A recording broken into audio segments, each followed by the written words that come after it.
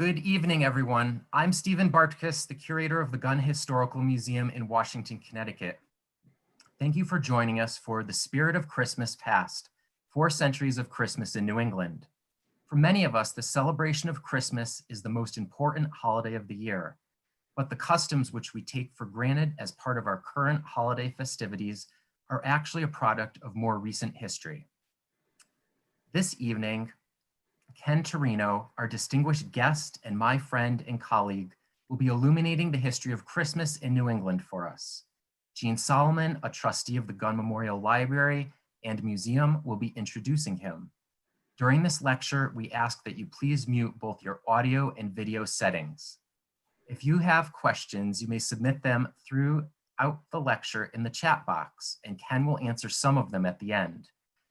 Please note that our next guest lecturer is author and historian Craig Furman, who will be presenting Author-in-Chief, The Untold Story of Our Presidents and the Books They Wrote on January 11th, 2021. Please mark your calendars and register for this presentation on the Gun Museum's website. Now, I'd like to hand it over to Gene. Hello and good evening. My name is Gene Solomon. It is my great pleasure to welcome our guest lecturer, Ken Torino. Ken is a curator, educator, director, producer, and author. As manager of community partnerships and resource development at Historic New England, he oversees community engagement projects and is responsible for the exhibitions program at the Sarah Orne Jewett Museum and Visitor Center and the Langdon House. His exhibitions include the award-winning Yankee Remix with Mass Mocha. His films have been shown on PBS, including the prize-winning film Back to School, Lessons from Norwich's One-Room Schoolhouses. Ken has published numerous public history articles, many on interpreting historic sites and on LGBTQ history. Ken's most recent publication in 2019, Reinventing the Historic House Museum, New Approaches and Proven Solutions, was just nominated as Book of the Year to the National Council on Public History.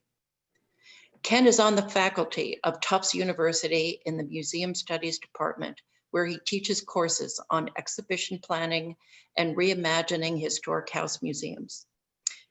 Thank you, Ken, for your participation here this evening, and now I will hand this over to you. Well, thank you, Stephen. Thank you, Gene. I'm delighted to be here. I wish I was with you in person, but this way we can talk to people all over the country. I've had the pleasure of visiting the Gun, and it is just an amazing museum and library. And have been fortunate to have gotten to know Stephen over the years as a good colleague. As Stephen mentioned, I'm going to be talking about Christmas traditions. My focus is on New England. What I hope to do in tonight's presentation is really focus in on how the traditions that we consider age-old have really developed over time and continue to evolve. Now, I'm going to focus on the secular celebration rather than the religious. You're going to hear a lot of North Shore of Massachusetts references. I've been working on this program for about 30 years, but it originated when I was director of a local historical society on the North Shore of Massachusetts. And I continue to refine and add. So I'm going to, as I said, focus on New England, and you'll see why that is, because New England played a big role in promoting Christmas across the nation. Well, I've got 4 centuries to cover. You heard a little bit about where let's see, hold on. Bear with me one second. This slide is not moving. Where I work, which is Historic New England, my day job. And, there we go. There we go. So that's the organization, okay, and that I work for today. But I really want to focus in on, as I said, Christmas. I'm focusing on New England, but let's not forget, there were actually earlier settlers to our country that had very different traditions. You're looking at Chamoya, and I've had the pleasure of visiting this chapel holy site in New Mexico last year. The settlers to California, New Mexico, Florida, brought with them earlier than the settlers in New England and the South, these Catholic traditions that were really centered on the religious. And just to give you another example, one of those traditions, which comes from Central America and Mexico, still with us today in New Mexico and in California, is Las Posadas, which is a procession with music and the festivities, again, centered on the religious celebration.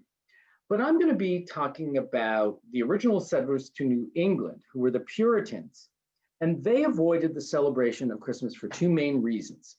First of all, there was no biblical sanction for the holiday. The Bible does not say December 25th was Christ's birthday.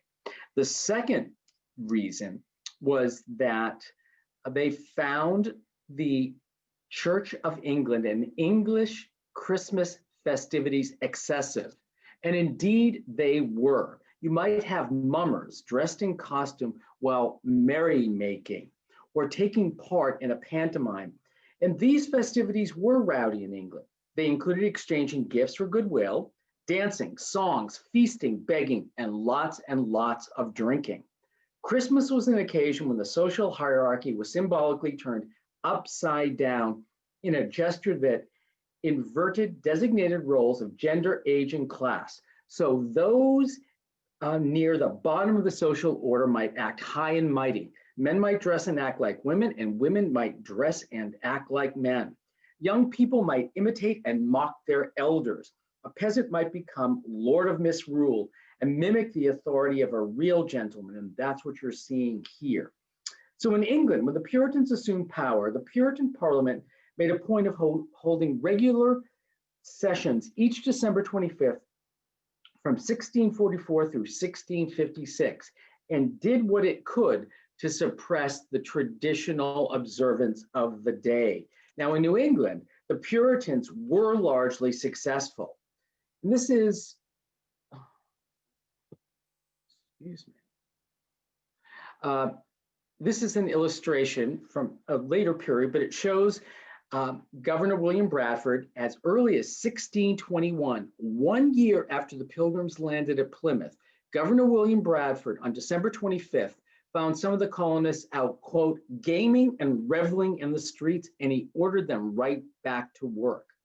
In 1659, the General Court of Massachusetts outlawed the observance of Christmas in the colony, fining persistent revelers 5 shillings. And why are they doing this? Because reveling continued to exist. In my research, I looked a lot at diaries. You'll be hearing quotes from letters, newspapers, and also court records. And I found cases of people who were presented to the Salem Quarterly Court in Massachusetts for tippling in those houses by those who came to keep Christmas there. Now, this ban was not repealed until 1681 by the Massachusetts General Court. And why? Because the monarchy had been restored in England. Cromwell and the Puritans were out of power. And this is actually, I'm having a little bit of problem advancing this, so bear with me because I'm not sure why. This is the townhouse in Boston. The first recorded religious services were held here in Boston at the Old State House in 1686. Now, Christmas is still not popular. Any of you who know Boston or know the Freedom Trail, this building was supplanted by the Old State House, which is now on the Freedom Trail. Now, not everyone was against Christmas. And you can see here in this, published in London, this pamphlet, it says, Christmas is sound and good. And I have a couple of other illustrations I want to show you. This one here, which I rather enjoy, the vindication of Christmas. And if you look at the white portion on the right side of your screen, you can see it a little clearer. And in the center is Christmas, or Father Christmas. And he says, "Oh, sir, I bring good cheer." And then the Puritan on the left says, "Keep out." And then on the right, a gentleman says, "Oh, Christmas, welcome." So you see, this debate was going on still in England and in the colonies. And I love this illustration where the Puritans are putting on Father Christmas on trial. And this is 1686. Now, the Puritan jurors bore such names as Mr. Cold Kitchen, Mr. Give Little, and Mr. Hategood. Now, the Puritans were highly successful in suppressing Christmas here in the colonies. It was still considered a regular work day during the 18th century, although certain denominations had services. In 1719, Judge Samuel Sewall cautioned, quote, "New England men came hither to avoid anniversary days, the keeping of them, such as the 25th of December. How displeasing must it be to God, the giver of our time, to keep anniversary days to play the fool with ourselves and others." Now, that same year, this almanac, published in 1719, right around the Christmas holidays, if you look at the arrow, it says, "Do not let your children and servants run too much abroad at night." And why? Because they were running abroad. A sermon of 1729 by John Barnard states, quote, "It looks something odd to select a day and keep it, when at the same time they know it was not the day of his nativity." This is what we said at the beginning. It's not given in the Bible. He goes on to say that the celebration was introduced by the Roman Church to please the pagans, to take their festival days and to convert them to Christian use. Now, it wasn't just in Boston that Christmas had been banned, but look at this law from 1771 in New Hampshire, John Wentworth and his council. And why are they imposing a law against Christmas? Because in the town of Portsmouth, people were riotous. There was tumultuous manner. There was hallooing, huzzahing, firing of guns, and beating of drums. So that was 1771. Now, I want to go on and talk about some of the customs and how they developed, or how we brought and took different customs from different countries. One of the earliest goes back to what I said at the very beginning of this talk and has to do with begging. This is a broadside or poster for a newspaper, the Massachusetts Spy. And this was put out by the Boston Carriers, the newspaper boys. And the second from last stanza says, "Kind sirs, your generous bounty flow, few shillings on your lad bestow." So they're asking for tips, they're begging.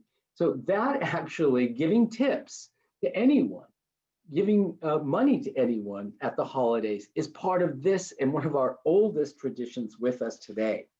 Now, moving into the 19th century, the population burgeoned, bringing with it more ethnically and religiously diverse people. The celebration of Christmas depended upon your religious affiliation. Congregationalists continued to abstain from keeping Christmas, but it was in the urban centers that the growing celebration can be seen. Only a small minority of people in rural areas kept Christmas until mid-century. Now, one of the diaries I consulted was Salem diarist Dr. William Bentley's writings. And on December 25th, 1810, he comments on the growing number of religious services. Quote, "Christmas has a public service in the morning from the English Episcopalians and in the evening from the Universalists. Our congregational church stands fast as they were from the beginning," meaning no celebration, no service. Now, the debate on keeping Christmas grew. It was discussed in sermons like this one and in editorials in newspapers. Now, on December 24th, 1825, I found an article from the Norwich Courier in Connecticut, which shows the changing attitude towards the holiday in New England. Now, the article argues in favor of celebrating the day, stressing its religious importance. Now, I'm going to ask you to listen to this very flowery language carefully. And I'm going to ask you in the chat if you could put in what the biggest holidays were in our early republic. I'm going to tell you when I read this, but listen carefully and see if you can tell me what were the two most popular holidays. Quote, when a period approaches so replete with blessings to the whole world, it becomes a religious people to reflect upon the importance of its observation. Shall we, while we celebrate the birthdays of heroes and that in which our fathers shook off with gigantic energy the yoke placed upon us by a foreign power, suffer the period to pass unheeded and unnoticed? Okay, folks, now's your chance. Let's go back. What were the two biggest holidays in the early republic? Anyone? Yes, birthdays of heroes and Independence Day. So Leanne gets that. 4th of July, yes. But which hero? Which hero? You haven't gotten that. Birthdays, Scott Wands, yes. Connecticut Humanities gets it. Washington, yes. Susie gets it. Yes, Lottie Lent gets it too. Thank you.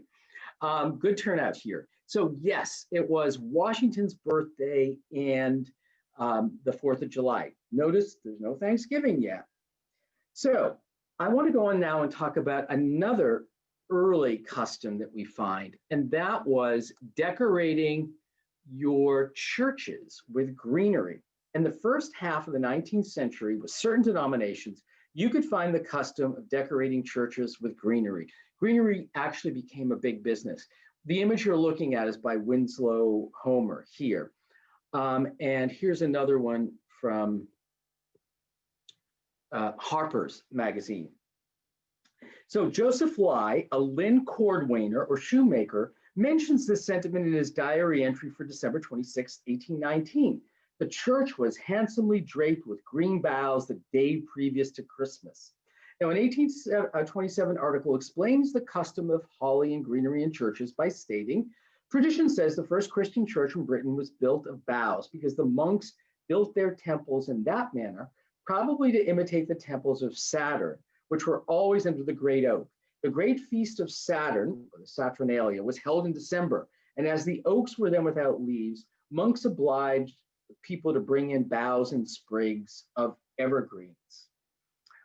Henry Sheldon of Millbury, Vermont in 1844 wrote in his diary, "We trimmed the church."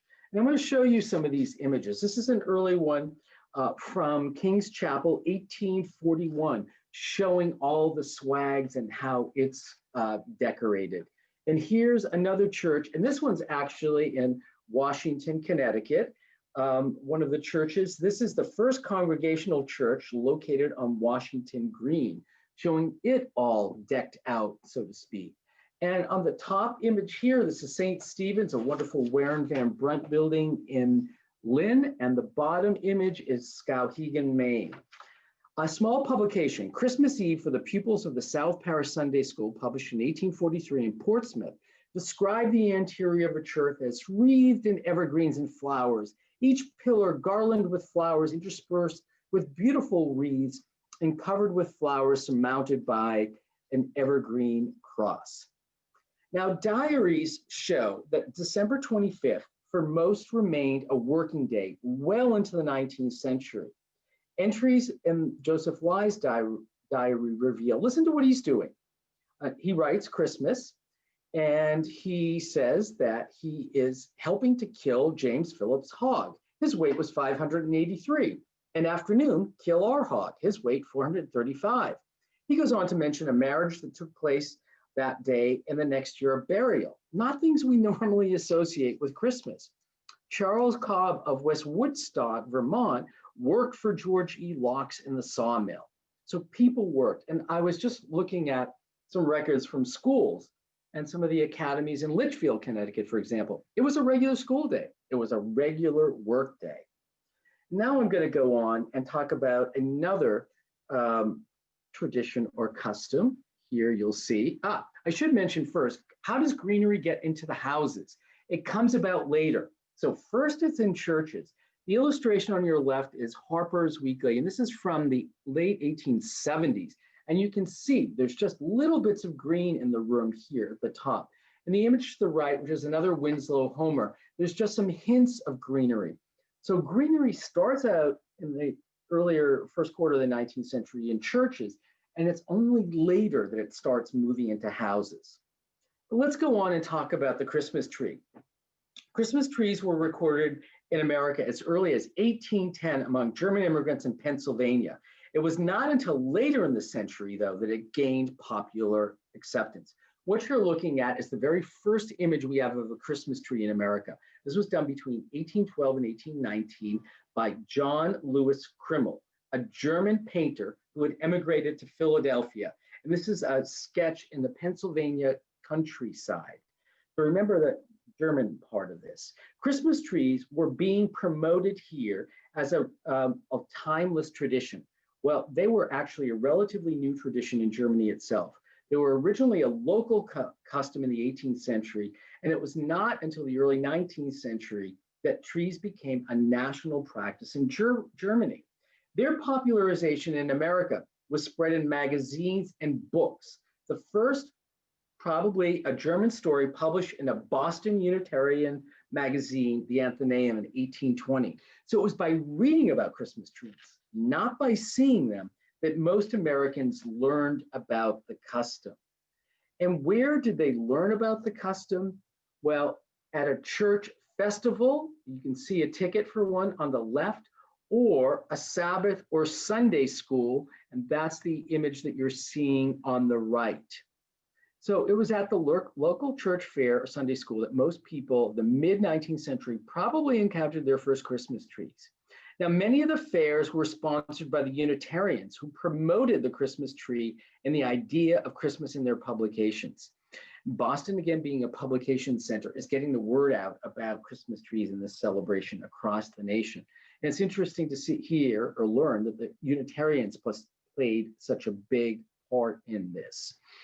And I have a few other examples of a Sabbath school. This one is in Middlebury, Vermont, and they're advertising in the paper that they're going to have a Christmas tree, and that the public is invited to the Sabbath school to see it. And this one I love. You know, here's a ticket for the Christmas tree. You bought a ticket to see the Christmas tree and go for a social hop. I'm not sure where the social hop is, but it sounds fun. Now, the fairs that I mentioned are usually featured baked goods and handicrafts made by the ladies of the church for sale. Now, this is really interesting because these church fairs, and we should be in the season of our church fairs right now, but because of COVID, unfortunately, many of them are canceled. And they, like they do, the ones in the past, like today, featured baked goods. This is my town of Nahat, smallest town in Massachusetts, with some of the baked goods, but also handmade crafts for sale. In the 19th century, these fairs usually included some kind of entertainment. The prominent feature might be a tableau. One example I found was a scene from Great Expectations, Dickens' work.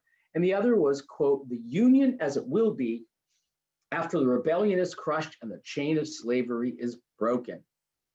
Now, I want to go back to the Christmas tree and show you the first printed image we have of a Christmas tree, 1836. It's the front piece to The Stranger's Gift, a gift book, which I'll talk about in a few minutes. And it was written by a German immigrant, Hermann Bochum. So here, I want you to look carefully at these trees. Early trees were small, usually set atop a table and decorated with toys and ornaments, as you see, candy, fruit, ribbons, garlands, and candles. You can see people were readily borrowing these imagery. It's really the same scene. And these two next images help to popularize the Christmas tree. And let's see in the chat who can tell me who this lovely couple is. Anyone recognize them? Okay, Linda Young gets that. Yes, Sylvia does too. Linda, yes. Victoria and Albert. The image on the left is from the London Evening News in 1848. And the image on the right is from popular magazine of the day. That's how we spread the word about Christmas, Godey's Lady Book. And that's how the information on Christmas trees spread. And I want you to look at how these Christmas trees are cut here. And I also want you to look at the presents. Presents were not wrapped. If they were small enough, they were hung on trees, larger ones on the table, still larger ones on the floor. Joseph Kidder of Manchester, New Hampshire, wrote in his journal in 1851, though the tree was thought scarcely more than a day, yet it grew as if by magic and bore fruit in abundance in its season. There were nearly 70 different articles suspended from its evergreen branches, making a very beautiful and attractive appearance. Now, I'm sorry I can't be with you live. Usually when I ask this next question, how many people have actually seen real candles on a Christmas tree? There are people from German or Scandinavian backgrounds that have or have seen them while in Europe. I will tell you, if you ever have the opportunity, do. My friends are Austrian, and every year they do a Christmas tree with real candles, and that's what you're looking at there. They go a step further. Those sparkly things that you see are, yes, indeed, sparklers, which they like. Now, in the 19th century, with some of these trees I showed you, they were cut so that there was a lot of space in between them. There was always a bucket of water, sometimes a bucket of sand in case there was a fire. Trees were usually lit in a room. Children would be outside. Parents would light the candles, allow the children in. Sometimes they were lit for just a short time, but I will tell you, my friends, leave them on all night. You do have to be very careful with these. But if you ever have the opportunity, do get to see one with real candles. It's magic. Now, the first ornaments were generally homemade, and many magazines like Harper's Weekly and Godey's Lady's Journal had articles with instruction for making ornaments like you see here. The first glass ornaments appeared as imports in the 1860s. And if you guess they're from Germany, you're right. And I show you the ones on the right so you can see these were not sold in sets. These were sold individually. And I wanted to show you too on the left just how candles could be attached to a tree. A couple of different ways there, and you can see that there too. Now I want to move on and talk about Saint Nicholas or Santa Claus, perhaps the most popular secular Christmas symbol.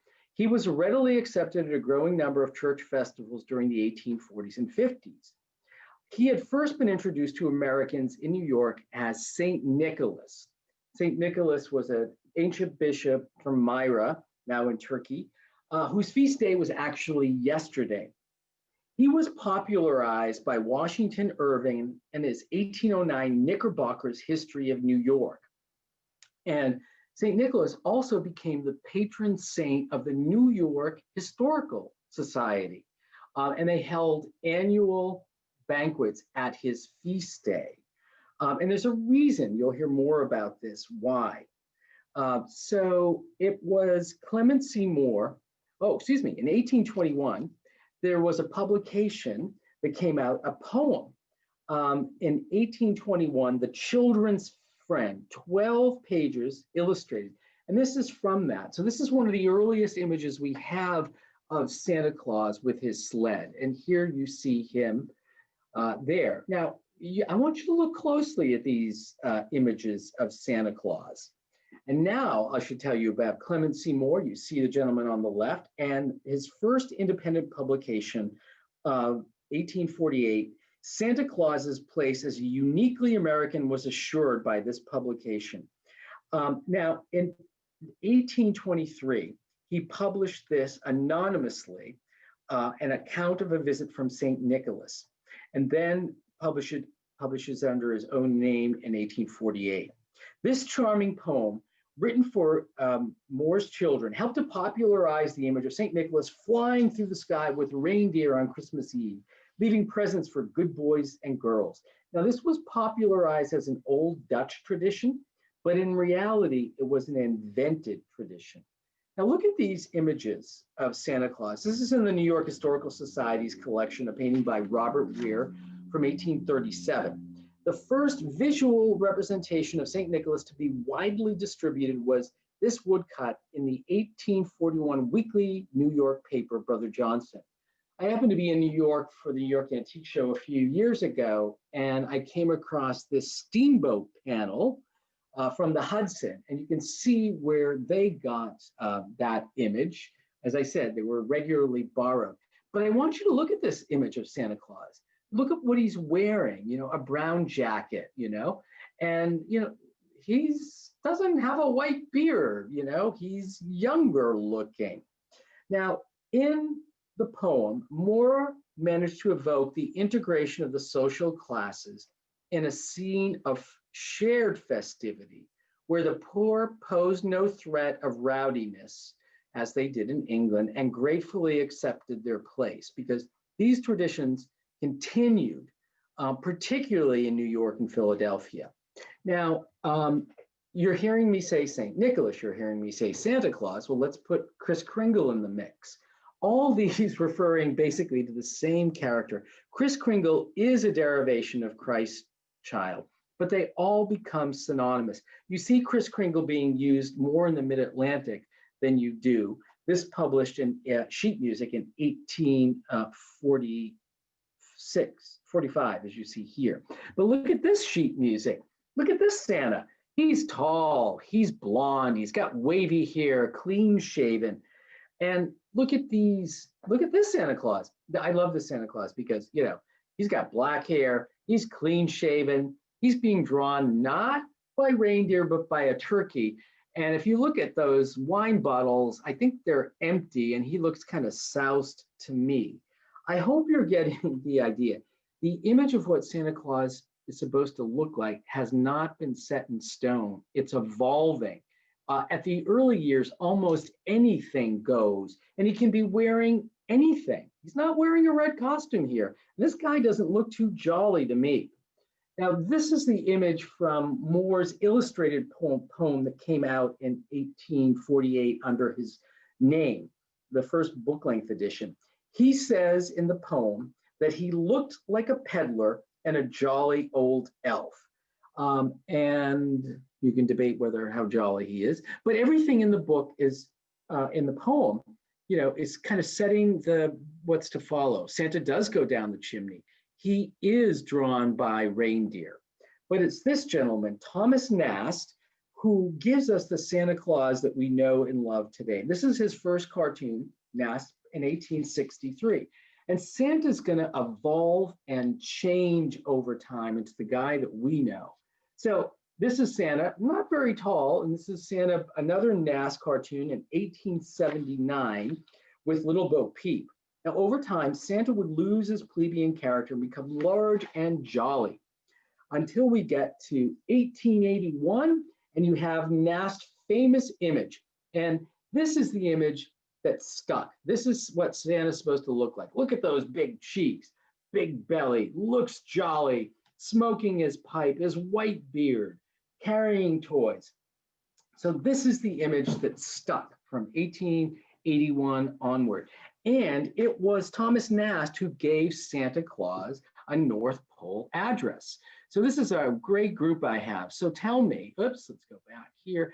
Where was Santa supposed to have lived before Nast gave him a North Pole address? And it was the Knickerbockers in New York. Anyone know where Santa was supposed to have lived? Don't tell me Connecticut, before he lived in the North Pole. Anyone? Well, St. Nicholas was a bishop from Turkey. That is a good guess. Anyone else? But it's not right. Anyone else? Germany's another good guess, Carrie. Excellent guess, but nope. One more, anyone? Well, if you read, I get Norway, Russia, colder climates. Okay, he actually, according to the literature, and if you read the Washington Irving, he lived in sunny Spain. Why not? It's a better climate. But he supposedly, the literature says, he lived in Spain. But it was Nast who gives him the North Pole. Now, the decades from 1850 to 1870 saw Christmas become firmly established as the most popular holiday of the year. Quote, Christmas seems to be growing in favor with people, began an advertisement in 1841, although resistance to these developments still lingered. Preaching at Lynn's First Methodist Episcopal Church, December 1843, the Reverend James Porter bemoaned a holiday might be established. Listen to his description of Christmas. Quote, of such days we have a few now, and sad days they are for morality. Instead of temperance and peace, there will be quarreling, fighting, and debauchery.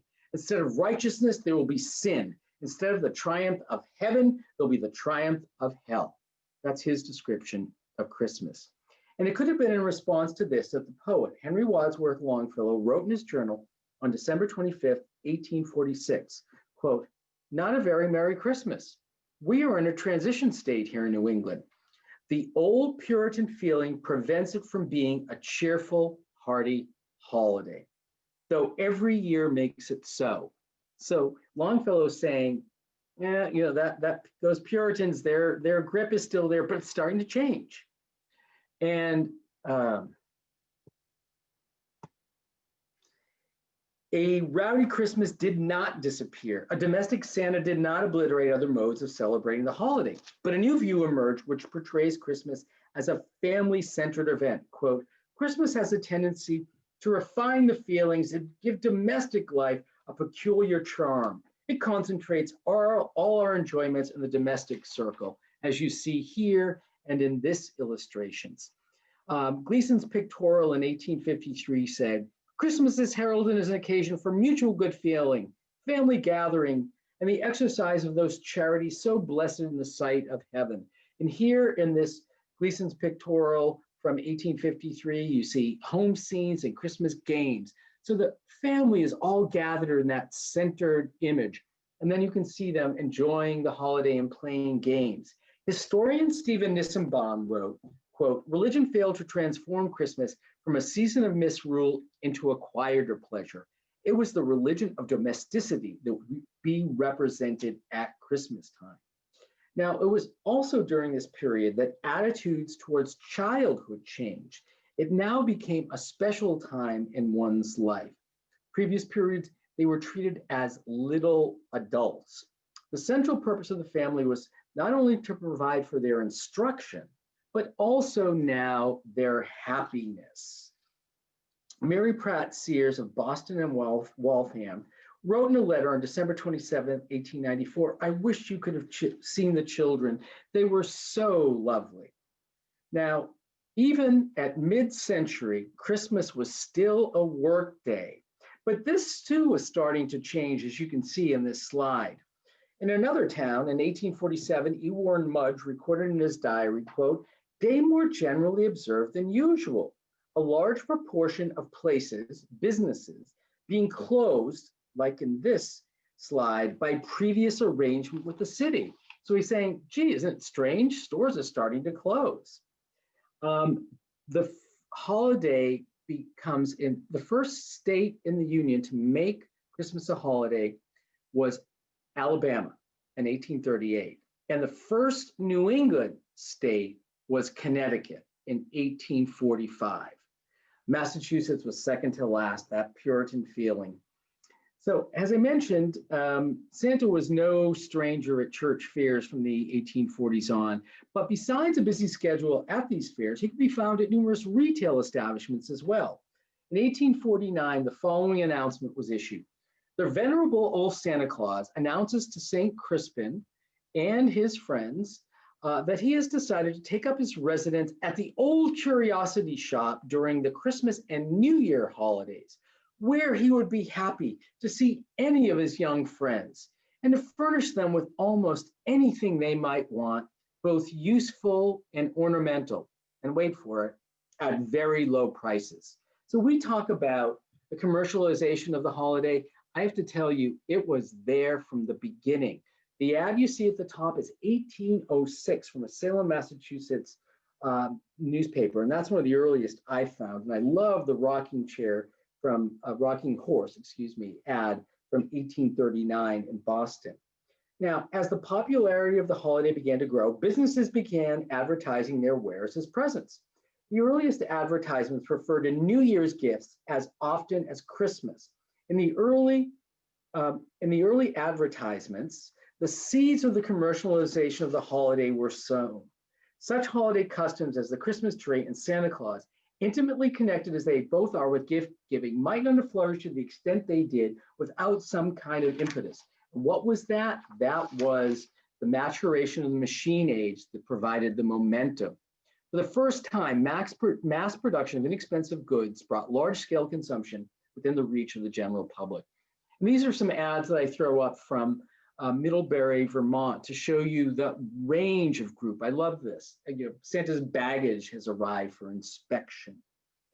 Merchants were not slow to take advantage of the opportunities thereby presented. Newspaper notices began to offer a huge variety of merchandise for both children and adults. And I want you to notice in the middle of the image on the left, it says juvenile books. Books were on the cutting edge of a commercial Christmas, making up more than half of the earliest items advertised as Christmas gifts, writes historian Stephen Nissenbaum. Publishers came up with a new product, a new literary genre known as the gift book. You can see one on the right, and I referred to these before. And here's a couple of other images. These books were designed for various age groups and could consist entirely of poetry. Others might be a compilation of stories or essays. Some were humorous. They were designed, though, to be used specifically as gifts. But of course, they were not the only gifts. This is a wonderful image from the gun collection and an actual doll. These belong to Helen Worsby. I hope I'm saying that right, Worsby. Helen's favorite was a gift from Santa when she was about 5. And there Helen is having tea with her doll. Helen's in the center, her sister is to the right, and the doll is on the left. She wrote, "My big doll was my pride and joy. I'm surprised that I could have such a big doll at such a young age, but I did. In the spring or summer, we'd take her out riding in her carriage, and obviously would have teas too, as you can see." I think that's wonderful. And just to show you a couple of other things that survive, this jumping jack was given to Edith Longfellow, Henry's daughter, from Santa in 1853. And it's in the collection of the Longfellow House and Washington headquarters in Cambridge, Massachusetts.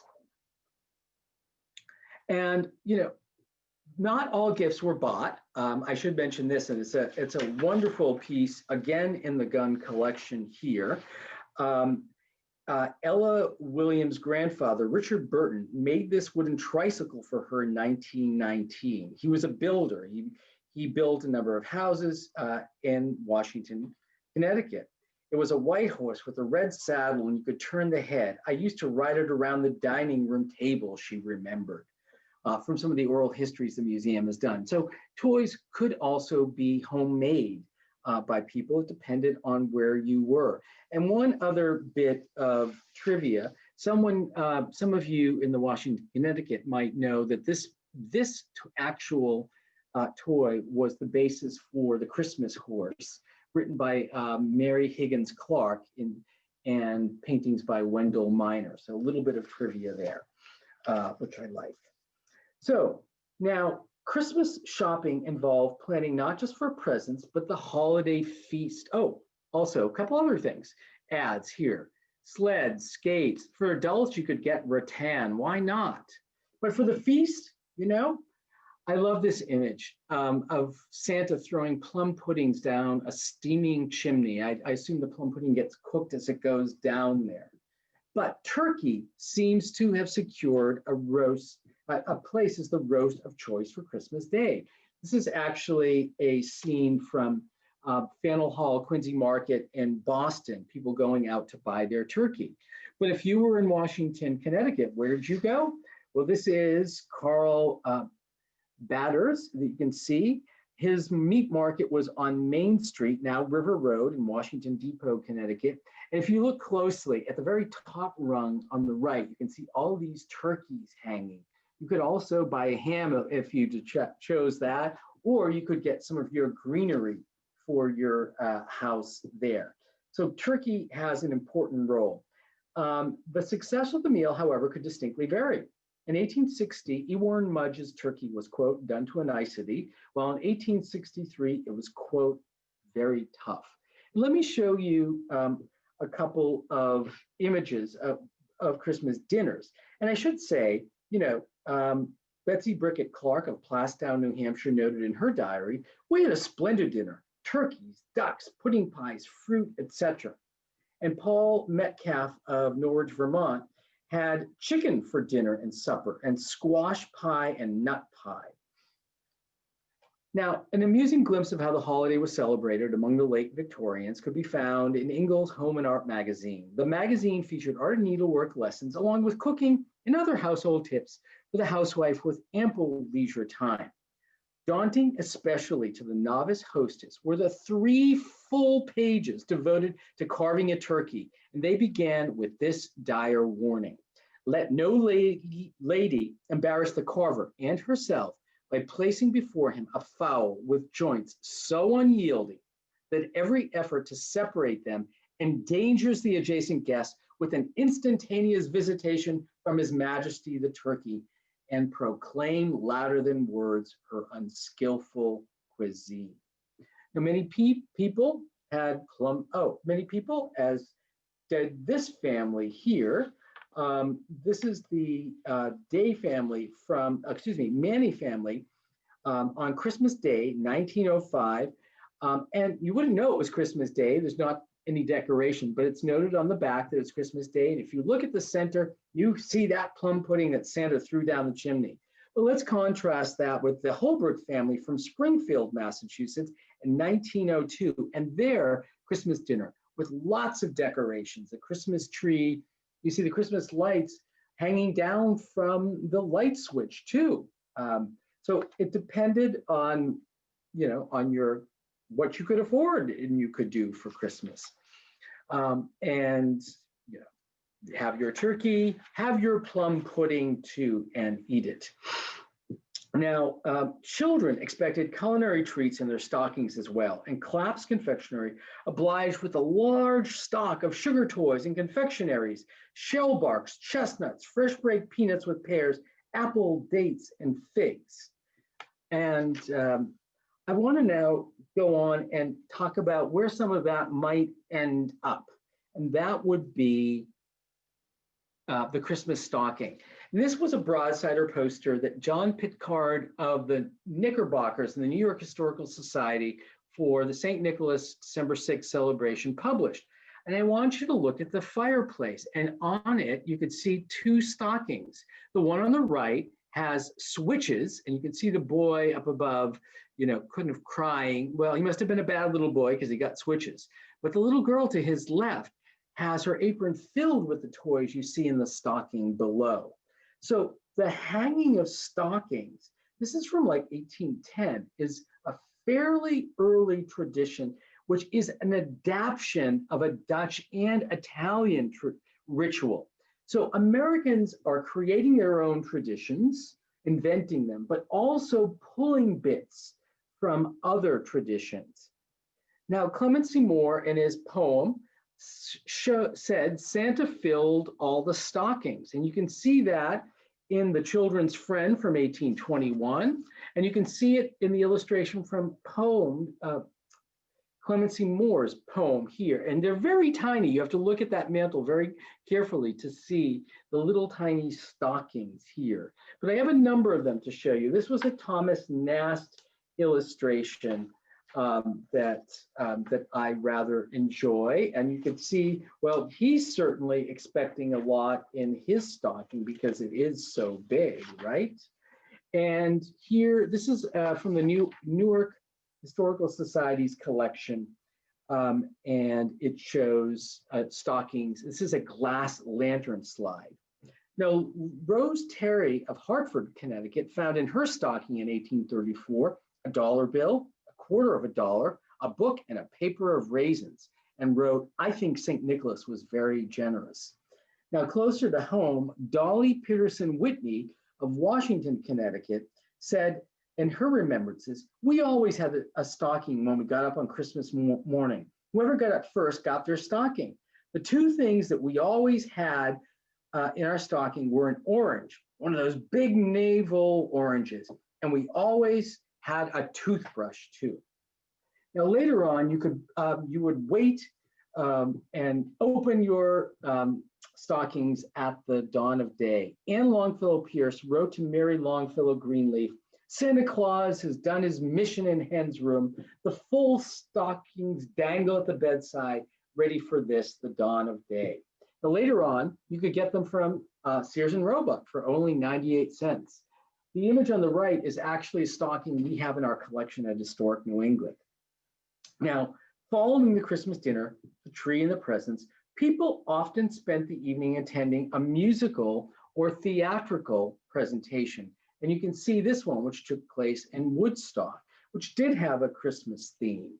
But I want to show you another one. This is from Lynn, Massachusetts, on Christmas night. And look at, none of them have a Christmas theme. And look at what they are. You could see the excellent comedy of Honeymoon, or How to Rule a Wife, or the splendid drama, Adopted Child. So they might have a Christmas theme, they might not. Now, Yankee sensibilities kept these affairs quiet, but in New York and Philadelphia, newspaper accounts that showed more often than not, these were rowdy affairs. The newspaper accounts showed people literally breaking down doors, demanding food, drink, and tips, and they won't go until they get some, and they won't go until they get some.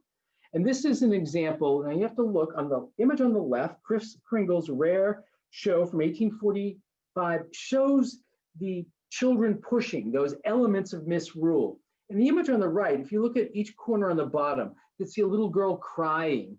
You can see the kids are making noise, and the boy on the right corner is blowing a horn. So, you know, elements of misrule here.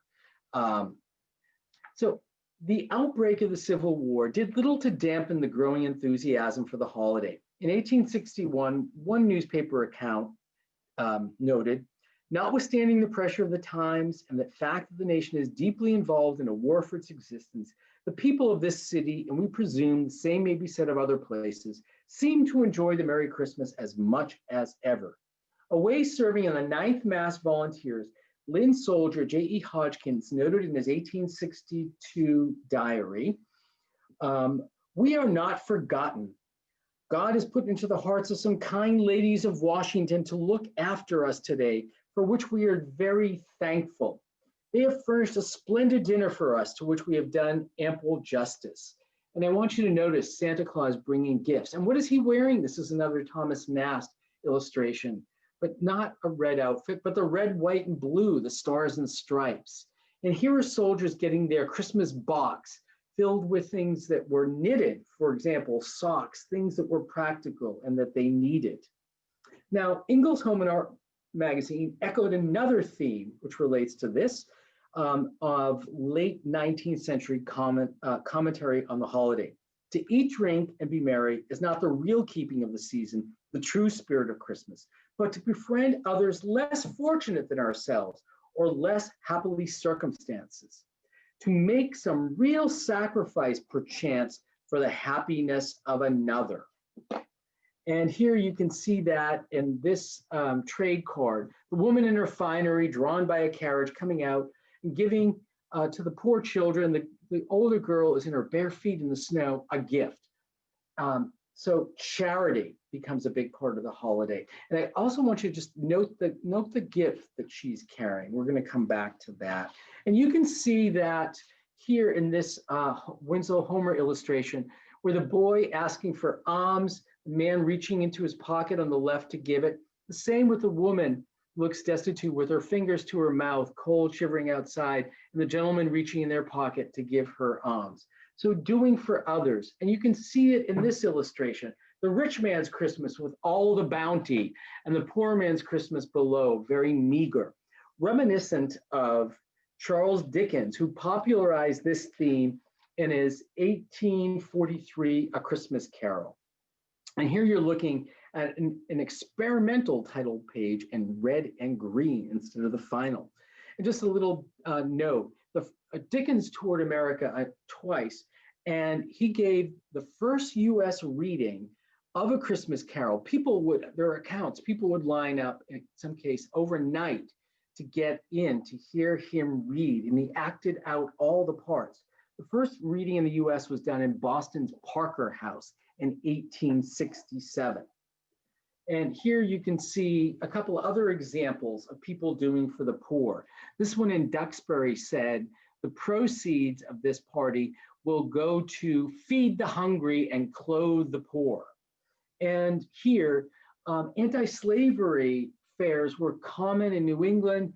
Women from even Europe sent goods to be sold. The image on the right is a quilt in our collection that was sold at one of these fairs, quilt at Historic New England. And these were to help the less fortunate, the enslaved, as you see here.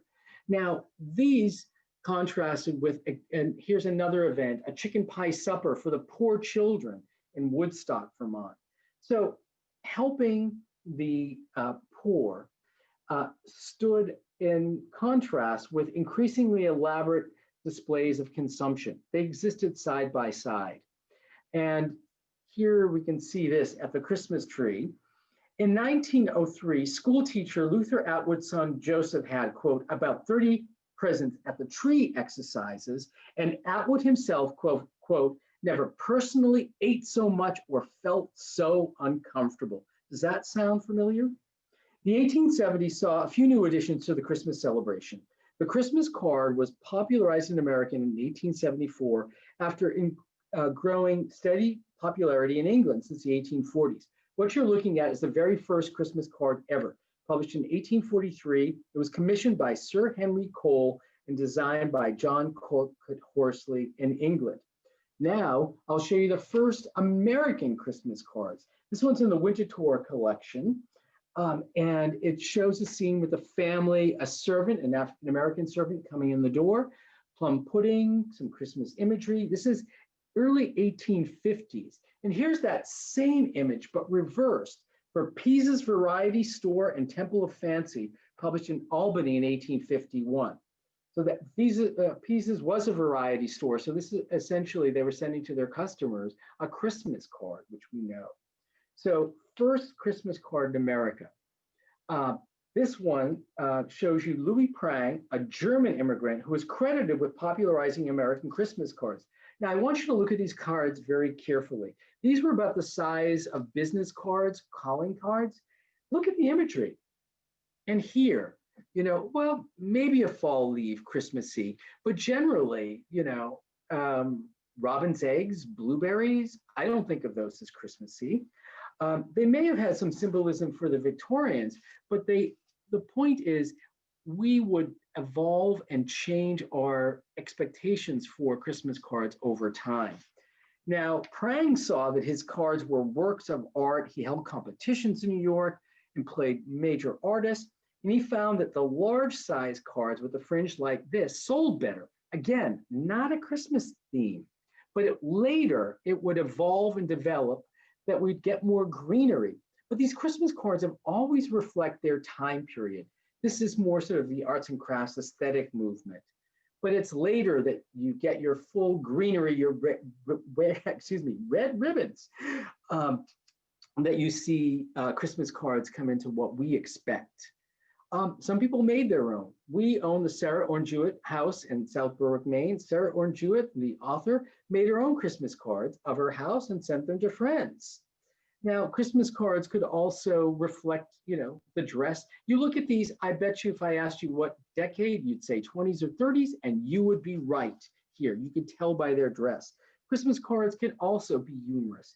Now, the earliest Christmas cards, and showed new adaptations in technology, chromolithography printing, but also with the rise of photography, you could get photo Christmas cards. And here's one from Washington, Connecticut, from 1949, Lois Gunnarsson.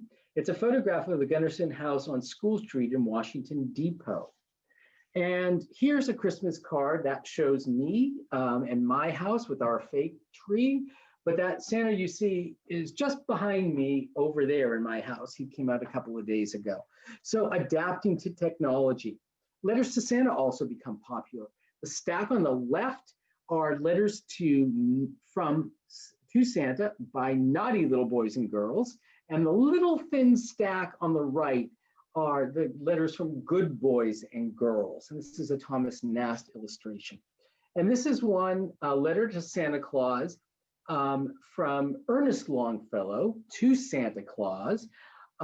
These are rare survivals. We have one in our collection. Stevie Phillips lived in the Phillips house on Chestnut Street in Salem. And he wrote to Santa asking for an Indian costume and a carriage for his horse. Well, Stevie must have been a good little boy because there he is in his Indian costume. And we no longer have the horse, but there's his carriage, which we have in our collection at the Phillips house on Salem. And just to show you a little bit about the volume, the image at the top left shows you letters at the US Post Office in Boston in 1959. These are letters to Santa Claus. And then the truck and the carriers on the right and bottom are from Portland, Maine. Now, the later years of the 19th century saw the elaboration and adapting of existing holiday trends. You now had floor-to-ceiling trees. This one belonged to the Upton family. The Uptons lived in Salem, Massachusetts.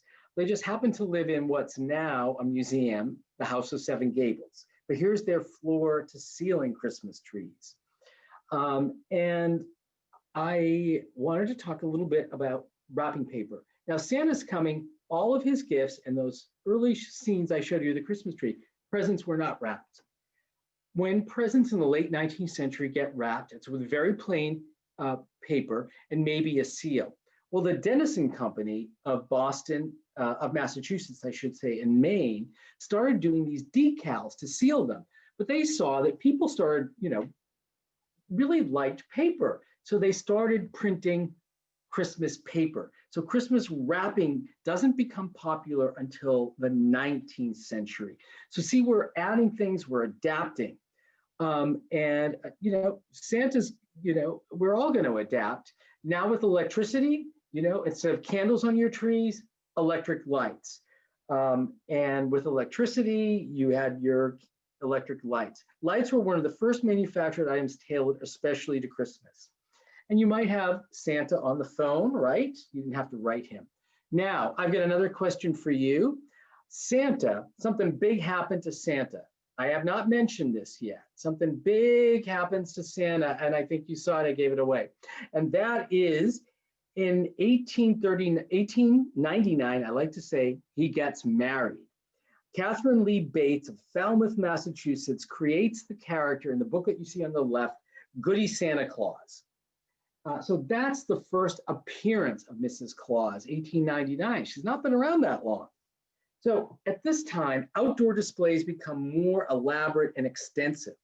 Now, can anyone tell me which New Englander established the tradition of the first national Christmas tree? Who can tell me? Put it in the chat. Oops, go back.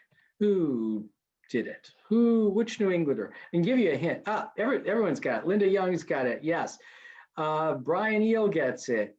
Coolidge, Calvin Coolidge in 1923, first president from New England to establish the national Christmas tree. So displays become more public. This is Boston, and many towns had their Christmas trees that were really common. And also window displays. This is the mechanized department store window at Macy's in the 1880s. And many stores, and still Macy's is doing it in New York this year, even with COVID. People look forward to it. I grew up in the Boston area. We would go to Jordan Marsh to look at those windows, and there's a box from Jordan Marsh. And if you were at Jordan Marsh, you would go upstairs to the top floor and go to the Enchanted Village. And at the Enchanted Village, you could have your picture taken with Santa Claus. And there I am with the tie, and my brother does not look too happy, my brother Warren, having our picture at the Enchanted Village. It was rescued by Jordan's Furniture, no relation to Jordan Marsh, and is now in one of their stores. It's been totally refurbished, it's beautiful. I'm just not sure whether it's open this year. but it's really magic and fun to see. Now, in the 20th century, the commercialization of Christmas seems to have grown, and the selling of the holiday seems to come earlier every year.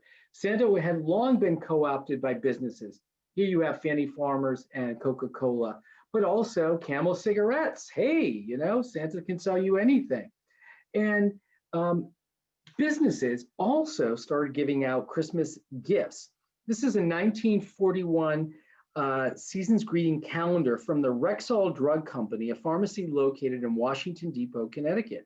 And pictured on the card is the old wooden Washington Town Hall, old Washington Town Hall. So giving gifts to visitors. You know, I'm sure many of you have walked into stores right at Thanksgiving and seen them already decked out for Christmas. And I've seen that. I saw a headline in a newspaper said it's Halloween and it's Christmas everywhere. And you remember when stores started opening on Thanksgiving Day?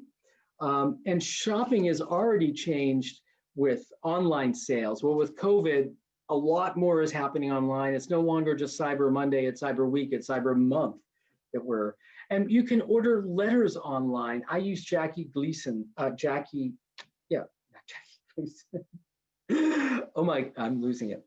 I use a service to send electronic animated cards, which are great fun and people like. So a couple other additions. The fake Christmas tree. The first artificial trees were, guess from which country? If you say Germany, you're right, in the 1890s. And here's one, and they were made like this one of ostrich feathers. Artificial trees don't show up in America until after 1900. In the 1930s, the Adish Brush Company created the first artificial brush trees using the same machinery that made their toilet brushes. Now, you might remember these metallic trees here, these silver-colored metallic trees, popular in the 50s and 60s that had revolving lights. I'll promise this is the last picture of me, again in a tie with my mother at my Uncle Anthony's white Christmas tree with his aluminum tree. Now, you know, it's interesting to see what things have come and stuck and what haven't stuck. When I was growing up, Christmas seals were very popular. These were, you know, these were done to remember those less fortunate, sold as a charity, but you don't see these today.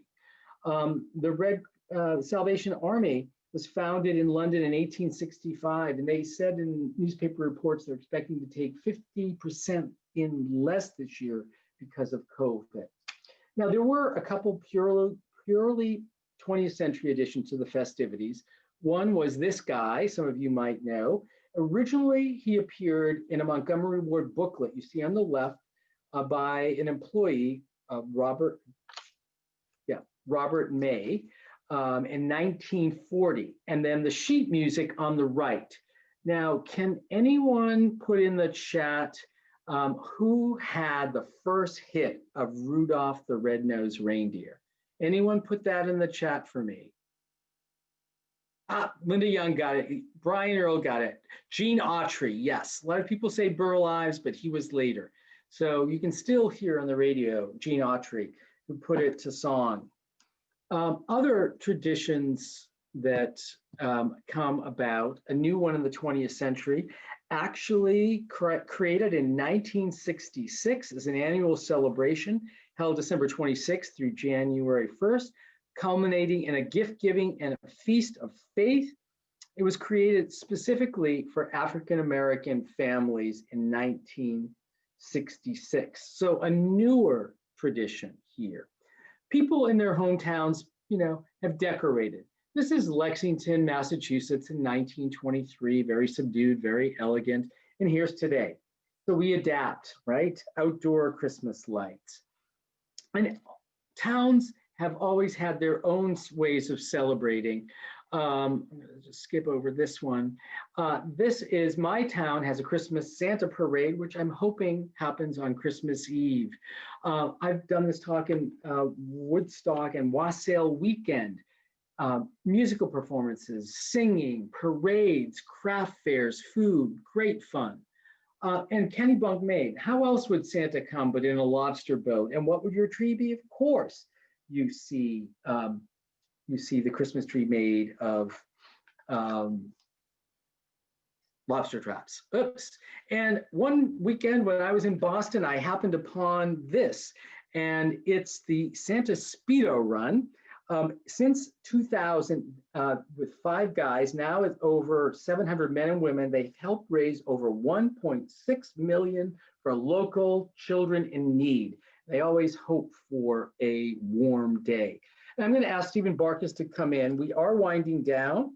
I want to ask Stephen Barkus to come in and tell us about a Washington tradition at one of the churches. Stephen, can you unmic and just tell us briefly about the tradition that you were telling me about? Sure. Thanks, Ken. Could you hear me? Yeah. So one of the best known Christmas traditions here in Washington, Connecticut involves oranges. I'm not sure if anyone else out there has any traditions that involve fruit.